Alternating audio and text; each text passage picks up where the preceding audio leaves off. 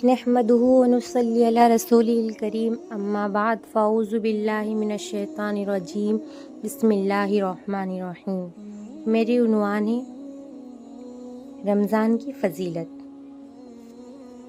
دنیا میں سب سے زیادہ آسان ہے اللہ کو راضی کرنا، اور دنیا میں سب سے زیادہ مشکل ہے انسان کو راضی کرنا۔ میرا اللہ کیا فرماتا ہے؟ میرا اللہ فرماتا ہے کہ تو اتنے گناہ کر کہ یہاں سے اٹھا آسمان کے چھت کو لگا، ساری دنیا کی مفتی یہ فتویٰ دے دیں گے یہ پکا جہنمی ہے، بدبخت ہے، لیکن تم ان کی نہ سننا، میرے پاس آنا، صرف ایک بار کہنا یا اللہ معاف کر دے، میں تیرے سارے کے سارے معاف کر دوں گا، مجھے پوچھنے والا کوئی نہیں، میں تجھ سے پیار کرتا ہوں، میں تیرے گناہوں پر پردہ ڈال دیتا ہوں، میں تیرے اوپر نعمتوں کا بارش کرتا ہوں۔ اس لیے اگر ہم سے کوئی گناہ ہو گیا ہے تو ہم اللہ سے معافی مانگیں، یہ امید رکھے کہ اللہ معاف کرنے والا ہے، اللہ ہمارے سارے گناہوں کو معاف کر دے گا۔ کتا اگر اس کو ہم روٹی دیتے ہیں تو ساری زندگی دروازے پر بیٹھ جاتا ہے وفاداری کرنے کے لیے، ایک روٹی کے بدلے ساری زندگی دروازے پر گزار لیتا ہے۔ جس کو غصہ آنا چاہیے وہ یہ کہہ رہا ہے کہ آ جاؤ میرے پاس آؤ، مجھ سے ایک بار معافی مانگو۔ اللہ کہتا ہے نا فرشتوں سے، مجھے اس دن کا انتظار ہے، کبھی نہ کبھی وہ معافی مانگے گا، مجھے اس رات کا انتظار ہے، کبھی نہ کبھی یہ توبہ کرے گا۔ ہم سب کو ایک دن اللہ کے بارگاہ میں پیش ہونا ہے، جو آتا ہے جانے کے لیے آتا ہے۔ اللہ نے فرشتوں سے کہا کہ میں زمین پر مخلوق پیدا کرنے والا ہوں، تو فرشتوں نے کہا کہ اللہ زمین تو چھوٹی ہے، تو اللہ نے فرمایا کہ میں موت کو پیدا کر دوں گا، آتے جائیں گے جاتے جائیں گے۔ تو رمضان کی سب سے بڑی تیاری یہ ہے کہ اپنے دلوں کو صاف کرے، جس دل میں نفرت ہو، بغض ہو، کسی کے لیے غصہ ہو، پتہ نہیں کیا کیا جذبات ہو، دل کو صاف کرنا ہے۔ اپنے دل میں کسی کے لیے حسد، کینہ، کپٹ نہیں رکھنا ہے، اللہ ناراض ہوتے ہیں۔ جیسے کہ ہمارے گھروں میں روزانہ صفائی ہوتی ہے، صحن میں گندگی بیٹھ جاتی ہے، ایسے ہی ہمارے دل میں بھی گندگی بیٹھ جاتی ہے، اس کی بھی صفائی ہونا ضروری ہے۔ اپنے دل کو بھی صاف رکھیں کہ یہ اللہ، یہ معاملہ تم سے کرنا ہے، لوگوں سے نہیں، اپنے دلوں کو صاف کرے۔ رمضان میں دوزخ کے دروازے بند ہو جاتے ہیں، جنت کے دروازے کھول دیے جاتے ہیں، شیطان قید ہو جاتا ہے۔ آپ دیکھتے نہیں نمازی کیوں بڑھ جاتے ہیں، اور اگر کوئی نماز پڑھتا بھی نہیں ہے تو وہ ہے کاہلی سستی کی وجہ سے، غفلت کی وجہ سے، شیطان کے بہکاؤ کی وجہ سے نہیں، کیونکہ شیطان تو قید ہو جاتے ہیں، جو جنجیروں میں بندھا ہوا ہو وہ چل ہی نہیں سکتا۔ تو اللہ تعالیٰ ہم سب کی حفاظت فرمائے غفلتی سے، اور 5 وقت کی نماز مرتے دم تک نماز پڑھنے کی توفیق عطا فرمائے۔ اس مہینے میں اللہ کا عرش پہلے آسمان میں مستقل ڈیرا ڈالتا ہے اور یہ اعلان کرتا ہے کوئی توبہ کرنے والا، ہے کوئی مجھ سے بخشش مانگنے والا، میں اس کی بخشش کر دوں گا، ہے کوئی مجھ سے طلب کرنے والا، ہے کوئی مجھ سے جنت مانگنے والا، ہے کوئی مجھ سے دوزخ سے پناہ مانگنے والا۔ یہ اللہ خود اعلان کر رہے ہیں، اور ایک فرشتہ یہ اعلان کرتا ہے کہ یہ بھلائی کے مانگنے والے شاباش آگے بڑھ، اور ایک فرشتہ اعلان کرتا ہے اے برائی کی کرنے والے رک جا، واپس آ جا۔ تو ہمیں چاہیے کہ ہم تہجد کے وقت میں اٹھ کے اللہ سے گڑ گڑائے، رو رو کر اپنی مرادیں کو مانگے، کیونکہ اللہ پہلے آسمان میں ہی رہتے ہیں۔ رمضان کا مطلب ہی ہے جل جانا ہے۔ اس میں رمضان میں اللہ سارے گناہوں کو جلا دیتا ہے، انسان کو پاک کر دیتا ہے۔ جیسا سونا آگ میں جل جل کر خالص ہو کر باہر آتا ہے، ایسے ہی انسان رمضان میں گناہوں سے ایک دم جل کر پاک صاف ہو جاتا ہے۔ اللہ گناہوں سے اس کو پاک کر دیتا ہے، گناہوں کو جلا دیتا ہے۔ سب سے اعلیٰ درجہ کا مسلمان کون ہے؟ میرے نبی نے یہ نہیں کہا کہ جو ہمیشہ مصلی میں بیٹھ کے نماز پڑھنے والا ہو، ہمیشہ نفلی روزہ رکھنے والا ہو، صدقہ خیرات کرنے والا ہو، ذکر و اذکار میں مشغول رہنے والا ہو۔ نہیں، میرے نبی نے یہ کہا سب سے اعلیٰ درجہ کا مسلمان وہ ہے جو اپنے مسلمان بھائی کو زبان اور ہاتھ سے تکلیف نہ پہنچائے۔ بھائی بہن کو سب سے اعلیٰ درجہ کا مسلمان کون ہے؟ جو اپنے زبان ہاتھ سے دوسرے کو تکلیف نہ پہنچائے۔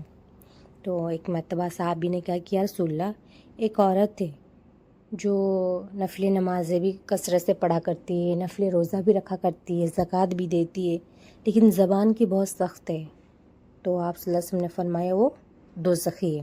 کہا یا رسول اللہ ایک عورت تھے جو جس کے پاس نہ نفل نمازیں ہیں، نہ روزہ ہے، نہ زکوٰۃ ہے، نہ خیرات ہے، لیکن زبان کی بہت میٹھی ہے، جب بھی بات کرتی ہے تو میٹھے بول بولتی ہے، تو آپ صلی اللہ علیہ وسلم نے فرمایا وہ کیا ہے؟ جنتی ہے۔ اس سے ہمیں کیا سمجھ میں آ رہا ہے کہ اپنے زبان کو سخت نہیں کرنا ہے، بد زبان نہیں ہونا ہے، اپنے زبان کو میٹھا رکھنا ہے، یہ بھی اخلاق کی صفت میں سے ہے۔ سب سے اعلیٰ درجے کا مومن کون ہے؟ یہ تو مسلمان جو اپنے ہاتھ اور زبان سے دوسرے کو تکلیف نہ پہنچے، وہ ہے اعلیٰ درجے کا مسلمان، اور سب سے اعلیٰ درجے کا مومن وہ ہے جس کے اخلاق اچھے ہوں۔ تکلیف نہ پہنچانا اخلاق کی صفت میں سے بھی ہے۔ میرے نبی نے فرمایا اچھے اخلاق کی صفت کتنا ہے؟ 360 ہے، اگر ان میں سے ایک بھی صفت تمہیں پائی جائے تو تم جنت میں چلے جاؤ گے۔ تو سامنے ابو بکر صدیق رضی اللہ عنہ بیٹھے ہوئے تھے، تو فرمایا یا رسول اللہ کیا میرے اندر بھی ان میں سے کچھ ہے؟ تو آپ نے فرمایا تجھ میں تو سارے ہیں۔ تو عبادت بھی مسلمان کو اخلاق تک پہنچاتا ہے۔ اخلاق کا جو وزن ہے، ہمارے قیامت کے دن جب ہمارا نام اعمال تولا جائے گا، اخلاق کا پلڑا ایک دم وزنی ہوگا۔ سب سے بدترین مخلوق وہ ہے جو اللہ کو نہ مانے، دین کو نہ مانے۔ لا الہ الا اللہ محمد رسول اللہ ہمیں انسانیت میں داخل کرتا ہے، جو پڑھتا ہے وہ انسان میں داخل ہوتا ہے۔ اور میرے رب کے نزدیک نماز کیا ہے؟ میرے اللہ نے کہا کہ تم نماز پڑھو، یہ تمہیں بد اخلاقی سے بچائے گی، گناہوں سے بچائے گی، فحاشی سے بچائے گی، یہ بھی اخلاق کی طرف لے جاتی ہے۔ اب روزہ کیا ہے؟ اللہ نے فرمایا میں نے تم پر روزہ فرض کیا جیسے تم سے پہلے لوگوں پر فرض کیا، تاکہ تم تقوی والے بن جاؤ۔ تقوی والے اب کون ہیں؟ جن کے پاس مال ہو یا نہ ہو، تنگ دستی ہو، ہر حال میں میرے لیے خرچ کرتے ہو، جو غصے کو پی جاتے ہو، جو لوگوں کو معاف کرنے والے ہو، یہ ہے تقوی والے۔ اور میرے رب نے کہا کہ حج کرو، اگر حج کا ارادہ کر لیا ہے تو زبان کی گندی بول سے بچو، میٹھی بول پر آؤ، یہ بھی اخلاق کی طرف لے جانے والا ہے۔ اخلاق بھی ایک اچھی صفت میں سے ہے۔ کلمہ ہو، اخلاق بنتے ہیں، روزے سے بھی اخلاق بنتے ہیں، حج سے بھی، نماز سے بھی۔ کلمہ پڑھنے سے انسان انسانیت میں داخل ہوتا ہے۔ یہ اخلاق پر اتنا زور کیوں دیا میرے ربی نے؟ یہ اچھا معاشرہ وجود میں آتا ہے اخلاق سے، ایک دوسرے کو معاف کرنے سے آتا ہے۔ جیسے کہ آدمی مسجد میں نماز پڑھنے کے لیے جاتا ہے، پھر گھر کو چلا آ جاتا ہے، پڑھنے پر ثواب، نہ پڑھنے پر گناہ مجھ کو۔ روزہ رکھا تو اس کی جزا اسی کو، نہ رکھا تو پکڑ اسی کو، حج کروں تو ثواب اسی کو، نہ کروں تو گناہ اسی کو۔ لیکن جو اخلاق ہوتا ہے یہ صرف میری ذات تک نہیں ہوتا ہے، پورے معاشرے میں پھیلتا ہے۔ اچھے اخلاق پورے معاشرے میں پھیلتا ہے، ایک لباس کے جیسے جو عیبوں کو چھپا دیتا ہے، اس سے رشتے وجود میں آتے ہیں۔ اور اگر بد زبان ہو تو کئی لوگوں کا دل ٹوٹتا ہے۔ اپنی زبان کی بری بول سے بچو۔ اخلاق چھپتے نہیں ہیں، اخلاق اچھا بننے سے رشتے سنورتے ہیں۔ اچھے اخلاق بھی ایک لباس کی طرح ہوتا ہے جو ہر عیب کو چھپا دیتا ہے، اور برے اخلاق ننگے آدمی کے جیسے ہوتا ہے۔ اللہ کی رحمت اتنی طاقتور ہے کہ فرماتے میں تجھے عمر بھی دیتا ہوں، طاقت بھی دیتا ہوں۔ اس لیے تو اپنے اخلاق کو درست کرے۔ یہ رات بھی معافی مانگنے والی ہے، اپنے دلوں کو صاف کرے، محبت کرتے ہوئے دنیا سے جائے، اللہ تمہیں بڑے اونچے مقام عطا فرمائیں گے۔ جو جس کے دل دکھایا ہے اسی رات میں ایک دوسرے سے معافی تلافی کر لے، اپنے دلوں میں کینہ کپٹ بالکل نہ رکھے، اپنے دلوں کو پاک صاف کرے۔ رمضان کی بہت بڑی فضیلت یہ ہے کہ جب افطاری کرنے والے بیٹھتے ہیں تو اللہ فرماتا ہے کہ فرشتے تم گواہ رہو، میں نے ان کے سارے گناہوں کو معاف کر دیا۔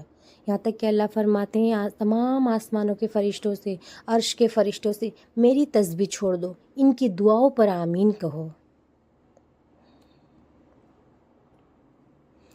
روزہ رکھنے کی بہت فضیلت ہے. یہ مہینہ مبارک والا مہینہ ہے. اس میں اپنے گناہوں کے اوپر ندامت ہو، اللہ سے مانگے رو رو کر، دوزخ سے پناہ مانگے، جنت کو مانگے، اپنی زندگی کو نیک عمل میں گزارے، کیونکہ یہ دنیا 4 دن کی چاندنی ہے.